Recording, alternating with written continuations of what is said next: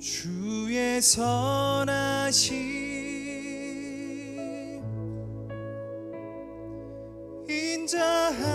인자하심이 주의 선하심과 인자하심이 영원하시도다. 이렇게 고백합시다. 주의 선하심, 주의 선하심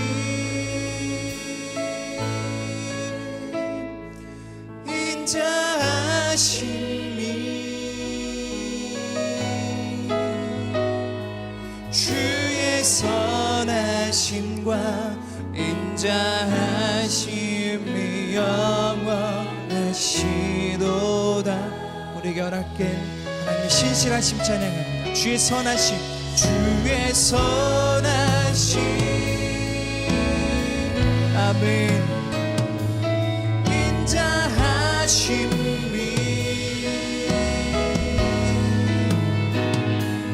주의 선하심과 인자하심 아멘. 영원하신 주님의 선하심과 인자하심 찬양합니다. 주의 선하심, 주의 선하심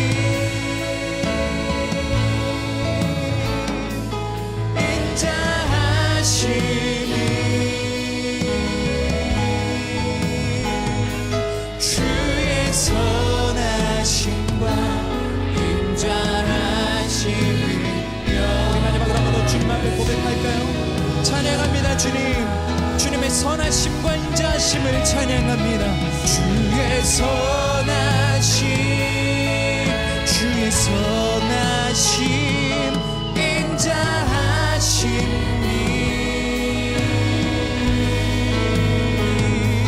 주의 선하심과 인자하심이 영원하시도다. 주의 선하심과 인자하심이 영원하시도다. 아멘. 오늘 우리에게 부어주신 하나님의 선하심과 인자하심을 찬양합니다. 먼저 박수로 주님 앞에 영광 올려드립시다. 우리 박수 치면서 주님 앞에 감사와 찬양 드리며 고백합시다. 감사와 찬양 드리며 주 앞에 나가세 아멘. 크고 광대하신 주 이름 그의 성소에서 주를 찬양하며 나팔 소리로 찬양하며 비파와 수금으로 호흡 있는 모든 자들아 호흡이 있는 모든 자마다 온 마음 다해 주를 아멘. 주의 선하심 인자하심이 주의 선하심과 인자하심이 영원하심 마다 선포하며 주의 선하심, 주의 선하심 인자하심이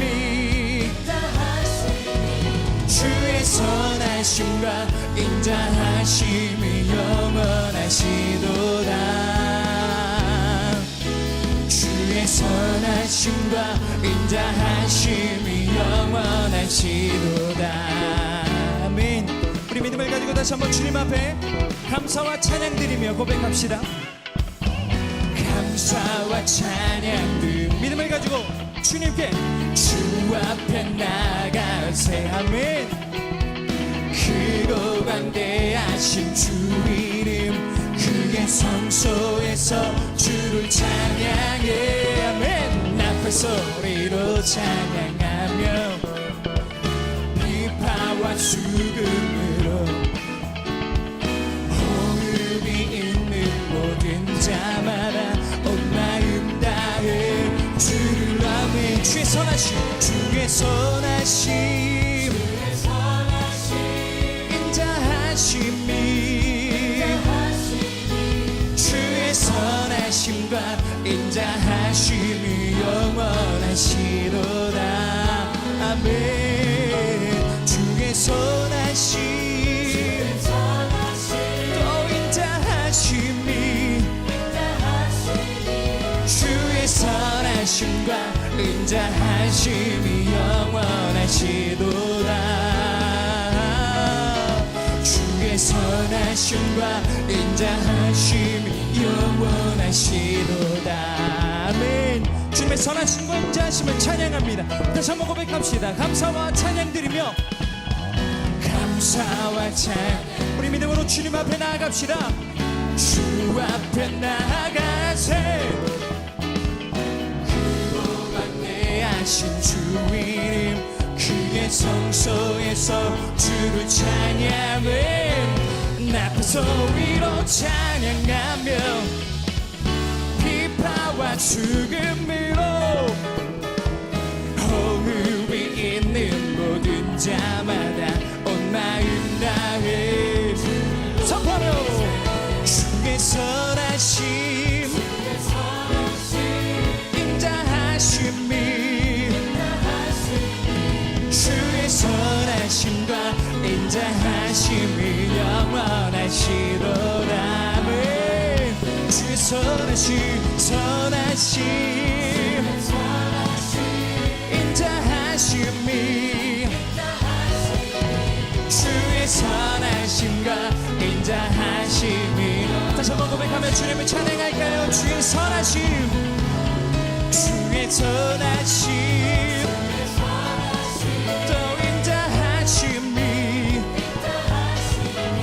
주의 선하심과 인자하심이 영원하시도다. 주의 선하심 주의 선하심 또 인자하심이 주의 선하심과 인자하심이 영원하시도다. 주의 선하심과 인자하심이 영원하시도다. 아멘. 우리 다시 한번 주님 앞에 영광의 박수 올려드리며 주님을 찬양합니다. 믿음의 고백으로 주님의 영광 앞에 박수로 주님을 찬양합시다. 아멘. 더욱 기쁜 마음으로 주님을 찬양하며 나아갑시다. 기뻐하며 승리의 노래 부르리 그 백성 주가 회복시 할렐루야. 주님 찬양합니다. 그 사랑으로 억눌렸던 자모와 칭찬과 명성 얻게 다시 한번 선포합시다. 기뻐하며 승리 노래로 기뻐하며 승리의 노래 부르리 그 백성 주가 회복시 아멘. 찬양합니다. 주님 그 사랑으로 억눌렸던 자모와 칭찬과 명성 얻게 하신 믿음으로 고백합시다. 전심으로 기뻐하리 전능의 왕 함께 하신네 기뻐 외치며 주께 두 손 들리 춤을 추며 왕께 찬양해 모든 원수를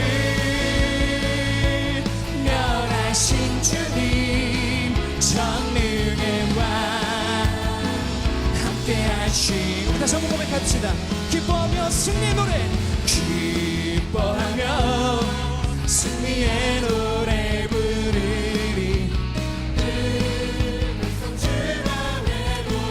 회복시킬 주님 찬양합니다. 그 사랑으로 억눌렸던 자 모아 칭찬과 명성 얻게 하시네. 전심으로 기뻐하리. 전능의 왕 함께 하시네. 기뻐 외치며 주께 두 손 들리 춤을 추며 함께 찬양해. 모든 원수를 멸하신 주님 전능의 왕 함께하. 우리 다시 한번 기쁜 마음으로 주님의 영광을 찬양합시다. 기뻐하며 승리의 노 주님 앞에 그 백성 주가 회복시켜 주님 찬양합니다. 그 사랑으로 억눌렸던 자 모아 칭찬과 명성 얻게 선포합시다. 전심으로 기뻐하리. 전능의 왕 함께 하시네. 기뻐 외치며 주께 두 손 들리 춤을 추며 함께 찬양해. 모든 원수를 멸하신 주님 전능의 왕 함께 하신. 다시 한번 고백합시다. 전심으로 기뻐하리. 전능의 왕 함께 하시네. 기뻐 외치며 주님 앞에 아멘 춤을 추며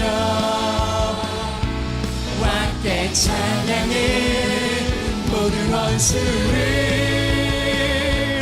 멸하신 주님 전능의 왕 함께 하신. 가사를 기억하며 다시 한번 고백합시다. 전심으로 기뻐하리. 전능의 왕 함께 하시네. 기뻐 외치며 주님 앞에 아멘 춤을 추며 함께 찬양해. 모든 원수를 멸하신 주님 전능의 왕 임마누엘 하나님 찬양합니다. 전능의 왕 함께하. 전능의 왕 함께 하시네. 전능의 왕 함께 하시네. 아멘. 임마누엘 하나님 우리와 함께 하시는 전능의 왕 예수 그리스도 찬양합니다.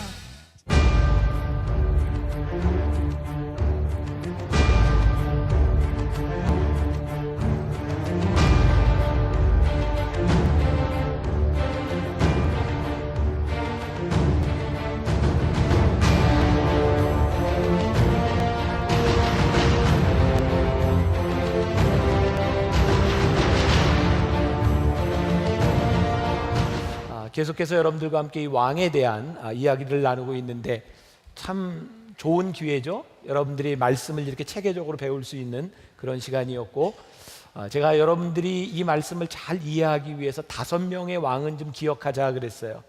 기억나요? 네, 첫 번째 이스라엘의 첫 번째 왕, 두 번째 다윗, 세 번째 솔로몬. 요 세 사람을 가르쳐서 우리들이 통일 왕국 시대의 왕이라고 이야기를 합니다. 지도를 보면 이렇게 초록색으로 되어 있는 저 지역을 초창기 통일 왕국 시대, 첫 번째 사울, 두 번째 다윗, 세 번째 솔로몬. 저 나라가 솔로몬 이후에 둘도 갈라지게 됩니다. 그래서 다음 지도 위에 북쪽을 북이스라엘이라 부르고 남쪽을 남유다라 부르게 됩니다. 북이스라엘의 첫 번째 왕은 여로보암. 누구? 여로보암. 남유다의 첫 번째 왕은 누구? 르호보암. 르호보암은 솔로몬의 아들입니다. 자, 사울, 다윗, 솔로몬, 여로보암, 르호보암, 요 5사람 정도는 여러분들이 알아야 성경을 이해하는데 도움이 된다, 이렇게 말을 했어요. 그리고 이제 앞으로 한 10주 동안 배우게 될 그런 왕들의 이름은 마음에 드는 사람은 기억하고 마음에 안 들면 기억 안 해도 된다. 여러분들 말씀 가운데 교훈만 잘 알면 됩니다. 오늘 말씀의 주인공은 아사 왕입니다. 아사는 남유다의 3번째 왕입니다. 제가 말씀을 준비하다가 어떤 글에 보니까 일기와 기도의 공통점이 나와 있더라고요. 바쁠 때는 일기 쓸 시간이 없고, 일이 없는 날은 쓸 내용이 없고, 바쁘고 힘들 때는 기도할 시간이 없고, 평온할 때는 기도할 내용이 없고, 제가 쭉 지금 5번째, 6번째 이 왕에 대한 이야기를 여러분들과 함께 나누면서 우리의 삶이 이런 거구나라는 생각을 했습니다. 결국 우리의 분주한 삶, 때로는 우리들의 한가한 삶, 결국 거기에서 우리들이 무엇을 하는가가 우리의 삶을 결정해 준다는 거예요. 우리들이 하나님을 우리의 삶의 왕으로, 우리들이 내 삶의 주인으로 모시고 살아갈 때 우리들이 어떻게 살아가는가, 결국 우리의 인생이라고 하는 것은 누가 결정해 주는 것이 아니라 우리들이 스스로 믿음으로 우리들의 삶을 만들어가는 거죠. 제가 오늘도 새벽에 이 말씀을 붙들고 어머니 기도실에서 기도하며 제 마음에 이런 소원이 생겼어요. 하나님, 우리가 15주 동안 이스라엘 왕에 대한 말씀들을 나누고 있는데 이것이 하나의 역사의 이야기로 끝나지 않았으면 좋겠습니다. 하나님, 이 왕들을 통해서 주셨던 이 말씀이 우리 청년들의 삶 가운데 적용되고 이들의 삶을 변화시키는 역사가 일어나게 하여 주옵소서. 저는 적어도 이런 기도를 하고 이 말씀을 가지고 여기에 서 있습니다. 오늘도 이 말씀이 여러분들의 삶을 바꾸는 역사가 있기를 간절히 소원합니다. 오늘 본문 말씀 1절이 아주 다급한 상황 가운데서 일어나는 일입니다. 다시 한번 본문 1절을 보면 이렇게 되어 있어요.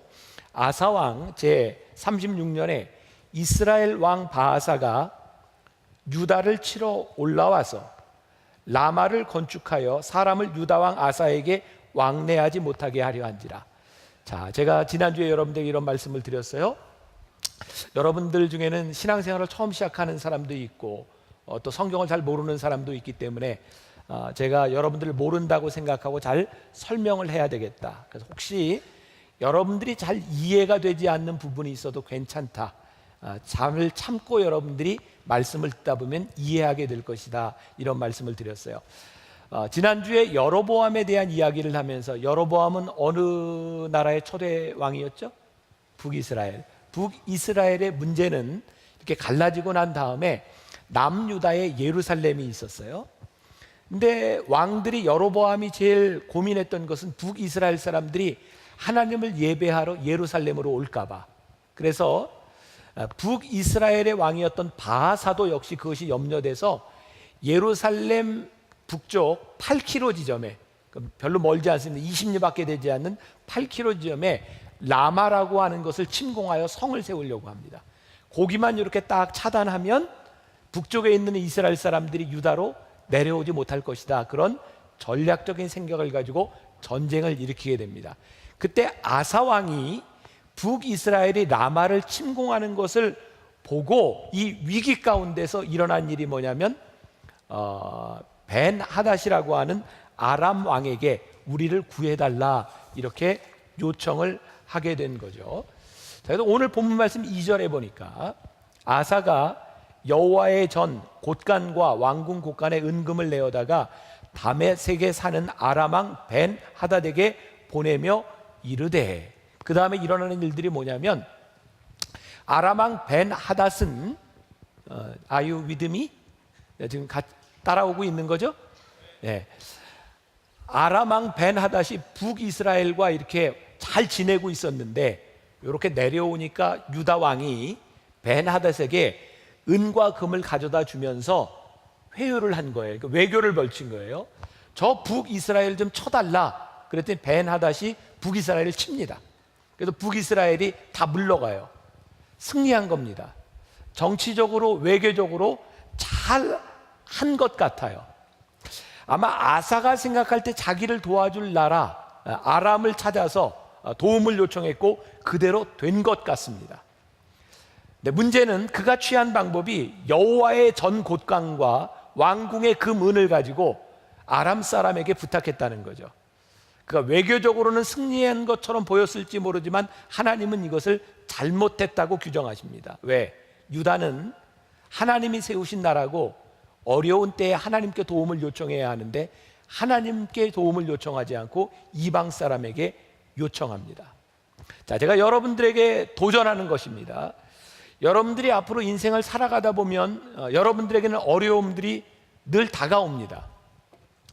문제는 어려움이 있다 없다에 대한 문제가 아니라 누군가에게나 동일하게 찾아오는 이 어려움의 문제를 어떻게 해결할 것이냐의 문제입니다. 여러분, 진리가 아닌 불의한 방법으로 우리들이 문제를 이기는 것 같지만 이 모든 문제들 가운데는 대가가 있습니다. 불의한 것은 불의한 결과를 가져오게 됩니다. 우리 젊은이들에게 소개해 줄 만한 좋은 책이죠. 우리 연초에 우리 교회 와서 설교했던 한옥 목사님, 리더십 전문가의 한옥 목사님이 쓴 리더여 사자의 심장을 가져라. 좋은 책입니다. 우리 젊은이들 한번 읽어봄직한 이야기인데 이 책에 그런 얘기가 나옵니다. 2차 세계대전 당시에 미국과 유럽이 연합군이 되고 독일과 일본과 싸움을 하죠. 2차 세계대전. 전쟁을 하면서 무척 어려웠던 때 힘든 고비를 넘어가며 미국의 대통령이었던 루즈벨트가 이런 말을 했답니다. 이 다리를 건널 수만 있다면, 이 전쟁을 이길 수만 있다면 악마와도 손을 잡겠다. 여러분, 전쟁의 마지막에 개입한 나라가 있습니다. 어디죠? 소련입니다. 소련의 스탈린이 전쟁에 개입하게 되고 그 손을 잡고 전쟁에 승리합니다. 그때 윈스턴 처칠이 이런 말을 합니다. 소련의 철의 장막은 파시즘이나 나치즘만큼 위험한 것이다. 근데 그 손을 잡고 전쟁에 승리합니다. 그리고 1960년대 후반까지 어떤 일이 일어났는지 아세요? 레닌이 예언한 대로 전 세계의 3분의 1이 공산화됩니다. 그리고 인류는 몇십 년 동안 냉전 시대에서 핵의 위협 가운데서 수많은 대가를 치러야 합니다. 악마와도 손을 잡겠다. 그것이 문제를 해결하는 것 같지만 문제가 해결되지 않습니다. 그 대가를 치르게 되어 있어요. 여러분, 경제인들이 어려운 문제가 생기면 정치인들에게 줄을 대서 문제를 해결하려고 합니다. 대개가 돈을 씁니다. 로비를 벌입니다. 요즘 우리나라의 청문회라고 하는 걸 보면서 여러분들 참 무섭다는 생각을 하지 않아요? 수십 년 전 있었던 일들이 이렇게 밝혀지는 것들을 보며 그때는 내가 위기를 모면하고 내가 이렇게 문제를 해결했다고 생각했지만 그것이 삶의 발목을 잡습니다. 우리가 진리대로 산다고 하는 것은 우리의 삶이 편안하다고 하는 것을 의미하지 않습니다. 근데 제가 젊은이 여러분들에게 꼭 하고 싶은 이야기가 있다면 여러분들이 진리로 살면 형통함의 축복을 누립니다. 형통함이라고 하는 것은 쉽다는 말이 아닙니다. 진리가 승리한다고 하는 말입니다. 오늘 아사 왕을 통해서 하나님께서 우리들에게 주시는 굉장히 중요한 교훈이에요. 여러분, 가끔 광고에 월드 휴먼 브릿지라고 하는 NGO 단체가 나옵니다. 5년 전에 제가 우리 만나교회에서 우리 교인들의 힘으로 또 한국교회가 함께 시작한 NGO 단체입니다. 충무로에 사무실이 있고요. 계속해서 사람을 이제 뽑고 있는데 우리 청년들이 우리 국제구호개발기구 NGO에 월드 휴먼 브릿지에 와서 참 좋은 사람들이 와서 일하고 배우면 좋겠어요. 점점 단체도 커져가고 있고 일도 많이 하고, 근데 일을 하다 보면 어려움들이 있습니다. 근데 제가 목사로서가 아니라 NGO의 대표로 일을 하다 보니까 자연스럽게 교회 밖에 있는 때로는 정치인들, 때로는 관료들과 이렇게 만남을 가지게 됩니다. 저에게 제일 큰 유혹이 뭐냐면 이 문제를 정치적인 힘을 빌어서 해결하면 좋겠다는 겁니다. 근데 제 속에 계속 제가 스스로 경계하는 것은 정치적인 힘을 가지고 문제를 하면 다른 정치적인 힘에 의해 문제가 생긴다는 겁니다. 제가 기도하며 끝까지 이 NGO 단체를 제가 하나님의 단체로 생각한다면 사람의 힘이나 정치적인 성향에 흔들리는 단체가 아니어야 된다고 생각해요. 저도 교회 목회뿐만 아니라 이런 단체를 제가 만들어서 일을 하면서 제가 늘 경계해야 될 부분이라고 생각하거든요. 근데 저보다 여러분들은 앞으로 살아가며 이런 유혹을 훨씬 더 많이 느끼게 될 것이라는 사실이에요. 여러분들의 직장에서 여러분들은 정의로운 일보다 누구의 줄에 서느냐가 훨씬 더 중요하다고 느낄 때가 있을 겁니다. 여러분들의 성공을 위해서 누구에게 잘 보여야 되는가 때문에 여러분들의 진리의 길에서 쉽게 멀어질 때도 있을 겁니다. 오늘 이 아사왕을 통해서 하나님께서 우리들에게 주시는 정말 중요한 진리가 있는데, 너희들 눈에 보이는 그것이 아무리 크고 그것이 너희들에게 안전하게 보일지라도 그것이 진리를 떠나간 일이면 너희들이 대가를 치르게 될 것이라는 거예요. 이 아사왕은 역대하 14, 15, 16장 3장에 걸쳐서 내용이 나와 있습니다. 굉장히 많은 분량을 차지하는 겁니다. 제가 이 시리즈 말씀을 시작하는 5주 전부터 여러분들에게 계속해서 하는 이야기가 이 말씀을 잘 이해하기 위해서 사무엘 상하와 역대기 상하와 열왕기 상하를 이렇게 묵상하면 도움이 많이 될 것이다 라고 5주째 얘기를 하는 거예요.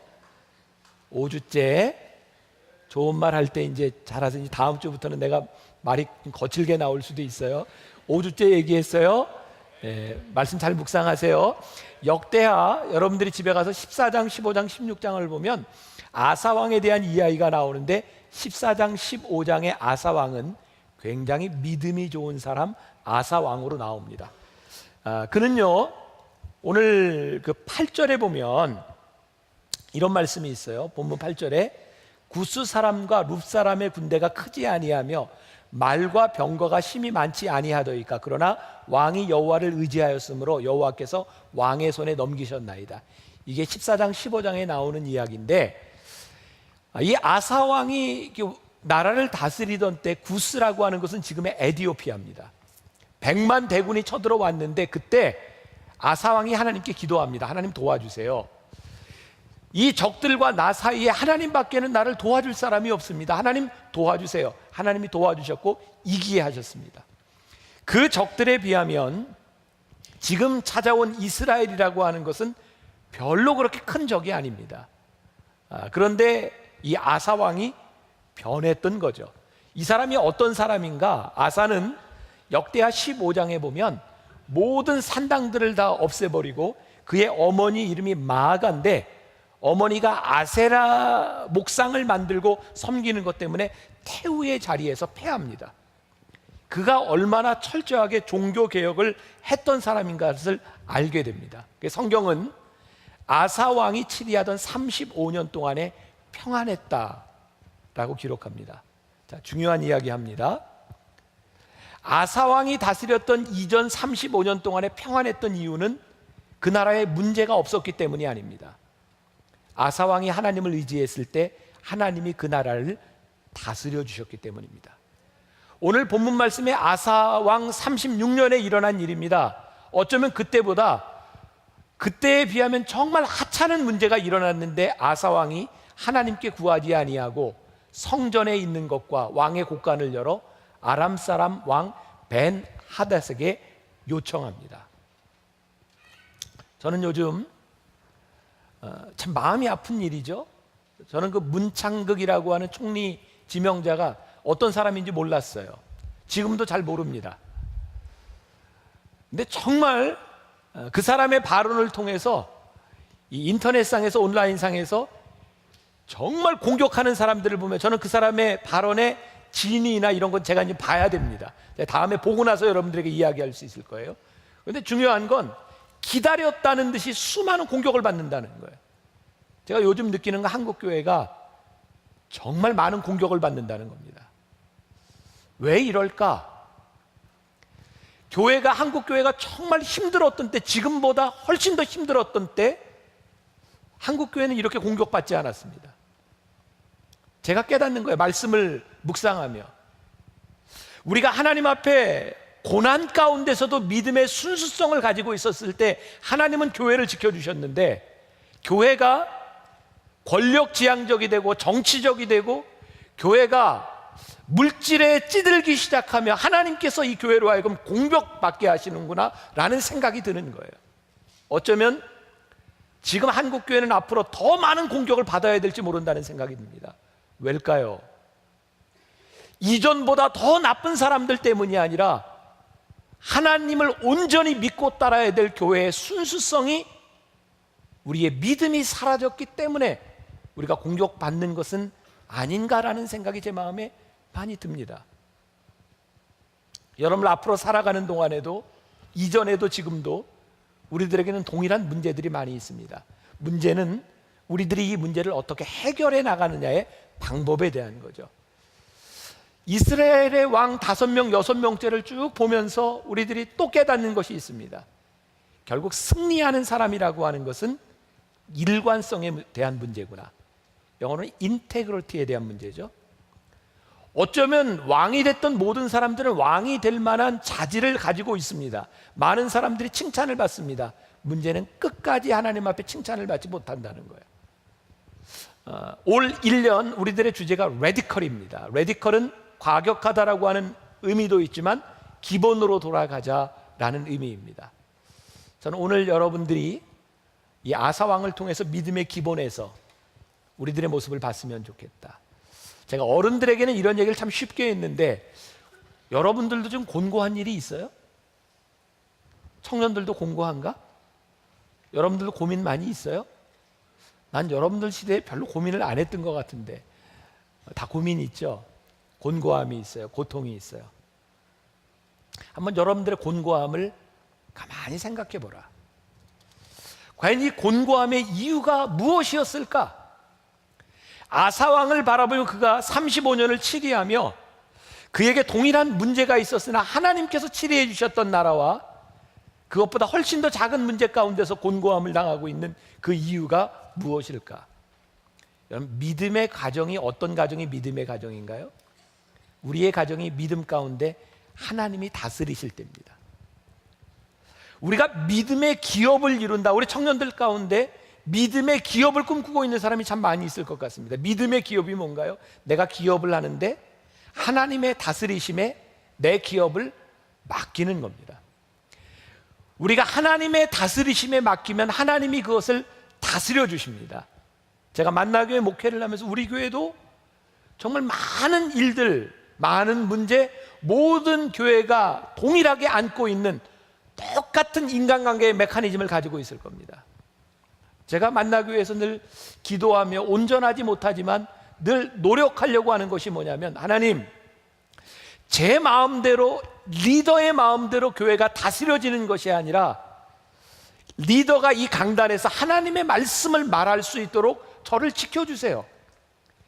리더에게 가장 힘 있는 순간이 언제일까? 아니, 목회자에게 가장 힘 있는 순간이 무엇일까? 여러분, 내 생각에는 여러분들이 이렇게 해야 될 것 같습니다. 그것이 힘이 아니라 하나님의 생각과 하나님의 마음이 여기 있습니다라고 말할 때 교회는 가장 능력 있는 공동체가 되는 것이 아닐까. 여러분들이 하나님의 가정을 꿈꾸고 하나님의 기업을 꿈꾸고 하나님의 나라를 꿈꾸는 사람이라면 여러분들에게 가장 능력 있는 것은요, 하나님의 다스리심이 여러분들 가운데 임하기 시작할 때입니다. 제가 어렸을 때, 그때는 부흥회를 하면 월요일부터 토요일까지 뭐 이렇게 했던 때입니다. 요즘은 점점 짧아져서 이틀 3일로 줄더니 이제는 저녁만 이렇게 합니다. 그때는 이렇게 초등학생 때도 부흥회를 열심히 참석했던 기억이 있어요. 어렸을 때 들었던 얘기입니다. 어떤 목사님이 이런 얘기를 했어요.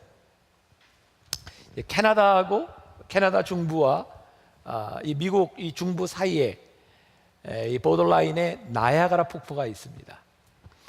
이 나야가라 폭포는 뭐 여러 가지 뭐 기능을 하지만 물도 캐나다에서부터 내려오지만 나무를 벌목하면 나무들을 이렇게 배 가지고 쭉 떠내려오게 하기도 합니다. 나야가라 폭포를 혹시 가보셨나요? 이게 말을 하면 알아들을까? 나는 몇 번 가봤는데 이 캐나다 쪽에 가서 이렇게 보면요, 이제 잔잔한 강물처럼 이렇게 되어 있는데 이제 폭포에만 물이 확 떨어집니다. 사람들이 배를 타고 이렇게 오다가 정말 천천히 내려오는 것 같지만 물에 한번 이렇게 이제 쓸리면 죽는 거죠. 사람이 많이 죽고 자살도 많이 합니다. 거기에는 라이프 가드가 늘 지키고 있습니다. 어떤 배가 오다가 배가 이렇게 파손이 됐어요. 살려달라고 하니까 그 가드가 생명줄을 던집니다. 라이프라인이죠. 생명줄을 던집니다. 그런데 카나다에서부터 벌목했던 큰 통나무가 같이 이렇게 떠내려오고 있습니다. 근데 이 사람이 생명줄을 붙잡지 않고 큰 통나무를 붙잡습니다. 어떻게 되었을까요? 폭포에 떨어져 죽습니다. 생명줄을 쉽게 잡지 못하는 이유는 너무 가늘다는 겁니다. 보기에 안전할 것 같지 않다는 겁니다. 근데 생명줄은 생명줄입니다.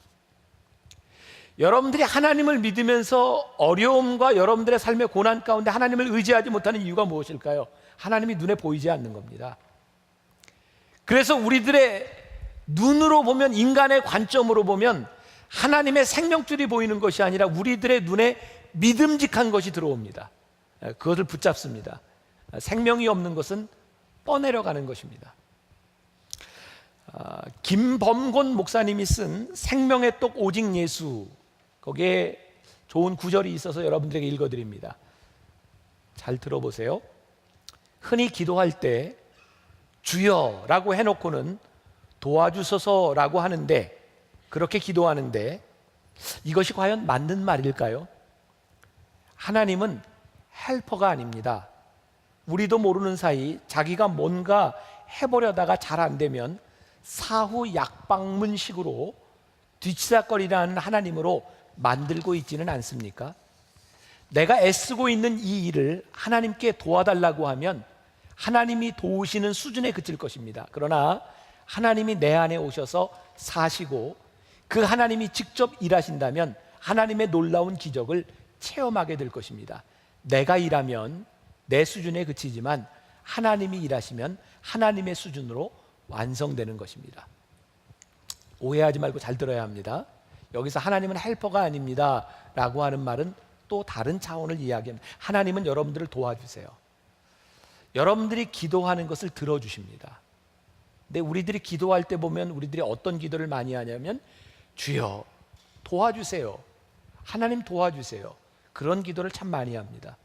그런 기도를 하는 이유들은 우리들의 삶이 틀어졌을 때입니다.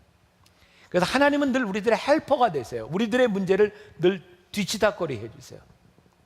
근데 우리들의 신앙이 우리들의 잘못한 것을 고쳐주시는 헬퍼의 하나님을 경험할 수도 있지만 우리가 왕이신 하나님을 경험할 수도 있겠다. 하나님을 우리들이 왕으로 고백한다면 하나님이 내 삶을 다스리실 때 내가 하는 결정들과 내 삶의 행동이 내 마음대로가 아니라 하나님으로 인하여 우리들이 하나님의 왕이심을 고백할 때 우리는 왕의 권세를 누리게 될 텐데, 우리는 내 마음대로 해놓고 하나님께 도우심을 구함으로 우리는 헬퍼 하나님을 경험한다는 거예요. 제가 말씀을 준비하면서 제가 깨닫게 된 겁니다. 하나님, 우리가 하나님을 믿는다면 헬퍼 하나님을 믿는 것도 귀하지만 그 정도 차원에서 머무는 것이 아니라 왕이신 하나님의 권세를 누릴 수 있는 사람들이 되어야 하지 않겠습니까? 적어도 여러분들 젊은이의 때 여러분들의 인생이 잘못한 것을 후회하며 매일 도와달라고 하는 그런 눈물을 흘리는 그런 신앙에서 머무르는 것이 아니라 왕 대신 하나님께서 우리를 다스리심을 고백할 수 있는 신앙의 단계로 나아갈 수 있다면 얼마나 멋지겠는가. 우리가 하나님을 믿는다고 하면서도 우리들이 착각하는 것은 아닌가. 착각은 착각으로 끝나지 않는 것에 문제가 있습니다. 착각에는 대가도 있기 때문입니다. 역대하 14장 11절에 아사왕이 어떤 사람이었는지를 이야기하고 있습니다. 같이 한번 봉독해 볼까요? 여호와여, 힘이 강한 자와 약한 자 사이에는 주밖에 도와줄 리가 없사오니 우리 하나님 여호와여, 우리를 도우소서. 우리가 주를 의지하오며 주의 이름을 의탁하옵고 이 많은 무리를 치러 왔나이다. 여호와여, 주는 우리 하나님이시오니 원하건대 사람이 주를 이기지 못하게 하옵소서. 지금 아사왕이 14장에서는 어떤 사람이었냐면, 문제가 이렇게 딱 찾아왔는데 군대와 싸움을 하는데 지고 나서 눈물을 흘리며 하나님 도와주세요 이렇게 말한 것이 아니라 정말 멋진 말을 하는 겁니다. 여호와여, 힘이 강한 자와 약한 자 사이에 주밖에 도와줄 리가 없사오니 주님 우리를 도와주세요. 그랬더니 어떤 일이 일어났는지 아세요? 그 전쟁을 이기게 하셨다는 거예요. 하나님의 권세와 하나님의 능력이 그 전쟁을 이기게 하셨다는 거예요. 그는 헬퍼로서의 하나님을 경험한 것이 아니라 왕이신 하나님을 경험했습니다. 그런데 오늘 우리가 읽은 16장으로 넘어오면 그가 어떤 사람이고 어떤 잘못을 했는지 9절에서 같이 한번 봉독해 볼게요. 9절. 여호와의 눈은 온 땅을 두루 감찰하사 전심으로 자기에게 향하는 자들을 위하여 능력을 베푸시나니 이 일은 왕이 망령 때에 행하였은즉 이후부터는 왕에게 전쟁이 있으리이다. 벤 하닷이 쳐들어왔을 때 하나님은 온 땅을 감찰하시며 전심으로 구하는 자를 찾으시는데 왕이 하나님께 구하지 아니하고 하나님의 전과 왕의 곳간을 열어서 은과 금으로 그를 회유하였으므로 이후로는 왕의 나라에 전쟁이 있을 겁니다. 여기서 망령 때에 행하였은즉이라고 하는 말이 쉬운 성경에 보면 이런 표현이더라고요. 바보같이 행했다. 바보같이, 이런 바보 같은 놈. 망령 때에 행했다. 하나님 앞에 바보 같은 짓을 한 겁니다. 여러분, 바보 같은 사람이 어떤 사람인지 아세요? 기도하지 않고 행하는 사람입니다. 자, 이런 얘기하면 꼭 이런 질문하는 사람이 있어요. 그러면 기도만 하면 되나요? 바보같이 그렇게 물어요. 여러분, 기도해야 된다고 하는 의미는 무슨 이야기인지 아세요? 기도한 대로 행하라는 겁니다. 기도만 하는 사람처럼 바보 같은 사람이 없어요. 기도한 대로 행하는 겁니다. 너희들이 기도해야 된다고 하는 말은 너희의 마음대로 행하는 것이 아니라 기도하고 기도한 방법으로 살라고 하는 겁니다. 저는요, 하나님의 마음을 이렇게 느껴요. 하나님은 우리를 도와주시는 걸 너무 기뻐하시는 것 같아요. 하나님의 기쁨입니다. 내가 너를 도와주는 것. 그래서 하나님의 기쁨이 되는 것은 하나님이 우리를 도와주시기를 원하시기 때문에 우리들이 하나님께 도우심을 구할 때 기뻐하세요. 여러분들이나 저나 누구도 온전하지 않습니다. 여러분들이나 저나 언제든지 실수합니다. 성경에서 하나님께 쓰임받는 사람은 실수하지 않은 사람이 아닙니다. 지혜로운 사람은 잘못을 행하지 않은 사람이 아닙니다. 지혜롭고 하나님이 쓰시는 사람은 잘못했을 때 하나님께 돌아온 사람입니다. 만일 하나님께서 이 아사 왕을 심판하기를 원하셨다면 오늘 본문 말씀에 나오는 하나니라고 하는 선지자를 왜 아사에게 보내셨겠습니까? 그냥 심판해버리지. 하나님의 마음이 있어요. 아사를 향해서 내가 지금 잘못한 결정을 내렸지만 내가 돌아왔으면 좋겠다. 그런데 아사의 반응이 오늘 본문 말씀 10절을 한번 봅시다. 10절 같이 한번 봉독합니다. 시작. 아사가 노하여 선견자를 옥에 가두었으니 이는 그의 말에 크게 노하였습니다. 그때 아사가 또 백성 중에서 몇 사람을 학대하였더라. 선지자가 와서 잘못을 지적했더니 아사가 어떻게 해요? 화가 났습니다.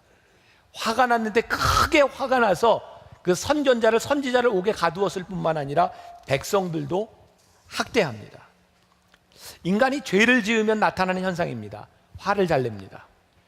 누군가 우리들의 죄를 지적하면 노합니다.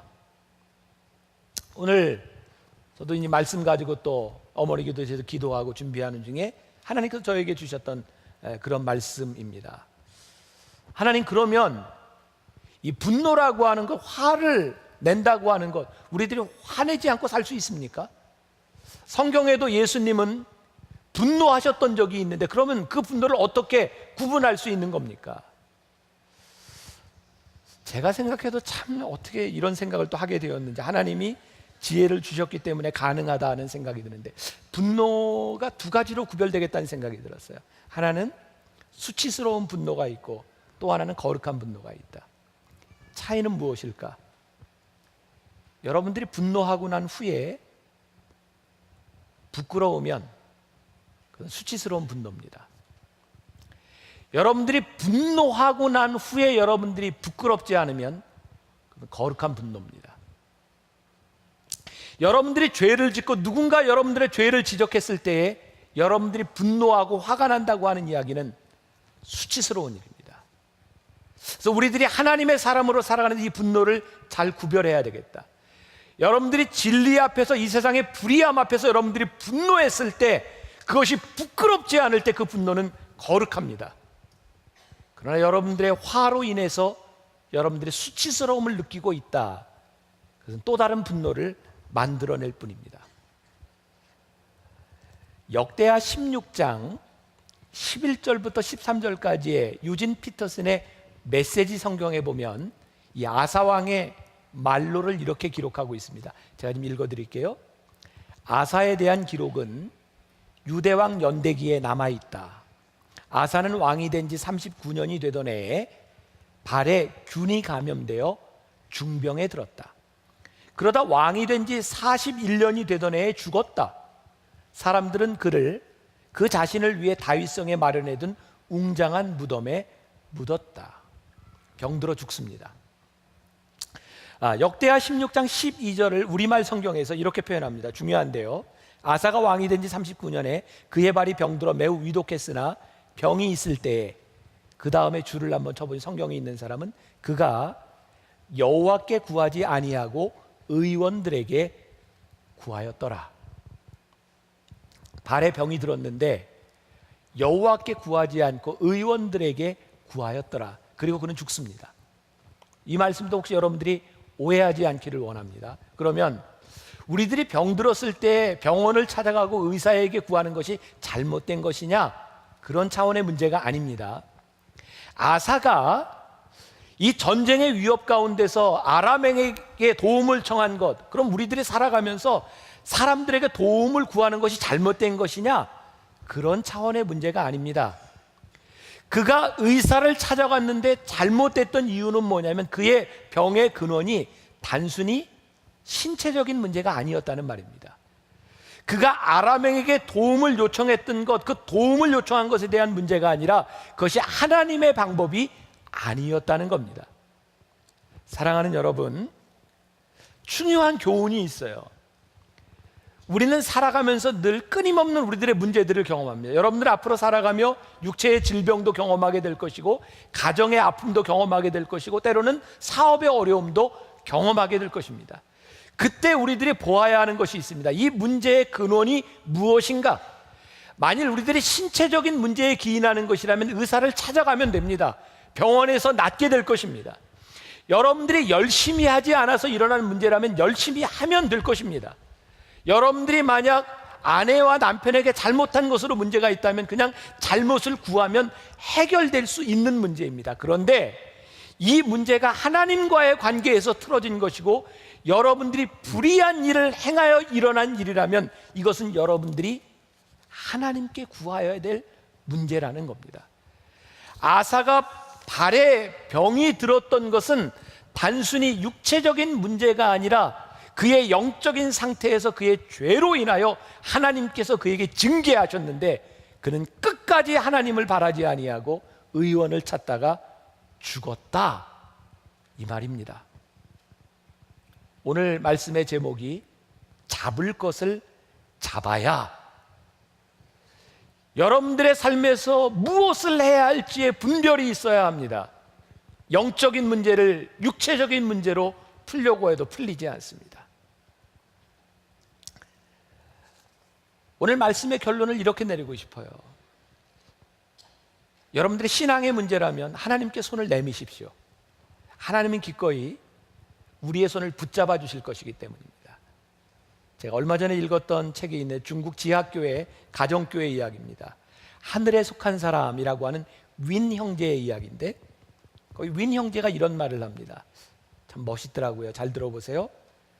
세상을 변화시키는 것은 위대한 사람들이 아니라 위대하신 하나님의 손에 붙들린 약한 사람들입니다.